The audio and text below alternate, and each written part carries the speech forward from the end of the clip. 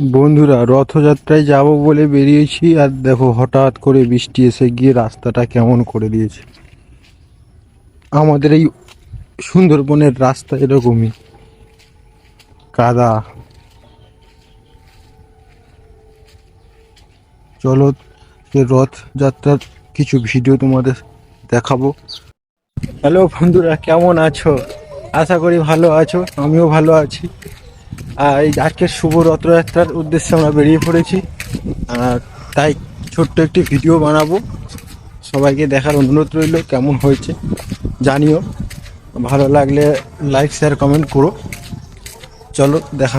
আমরা চলে এলাম প্রথমত জগন্নাথ দেবের মাসির বাড়িতে। এখান থেকেই আমরা যাব রথ আনতে, জগন্নাথ দেবকে আনতে যাব। আর হ্যাঁ, যেতে যেতে দেখা হয়ে গেল এই সুন্দরবনের সুন্দর একটা নদী এবং জঙ্গলের সৌন্দর্য। আর কার কার ভালো লাগে এই সুন্দরবনের জঙ্গল একটু কমেন্ট করে জানাবে। এটা হচ্ছে আমাদের মানে সুইচ গেট বলে। এখান থেকে মাঠের জলগুলো লাভে, এই বর্ষার সময় সব জল লাভে। চলো তারপরে এই রাস্তায় আমরা যাব রথ আনতে।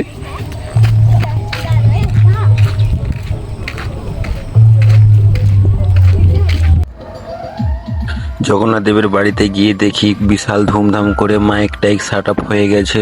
এইবার জগন্নাথ দেবের যাবে মাসির বাড়ি, তার জন্য রওনা দেওয়া শুরু হবে। ভাবতে পারিনি এত দর্শক বা এত ভক্তগণ হবে, কারণ যেভাবে বৃষ্টি শুরু হয়ে গেছিল তো ভেবেছিলাম যে আজকে রথ টানাই হবে না হয়তো, কিন্তু পরক্ষণে দেখলাম যে অনেক ভক্তের সমাগম হয়েছে। তার জন্য করে ভিডিও বানালাম এবং তোমাদেরকে দেখানোর জন্য, এবং কেমন হয়েছে জানিও।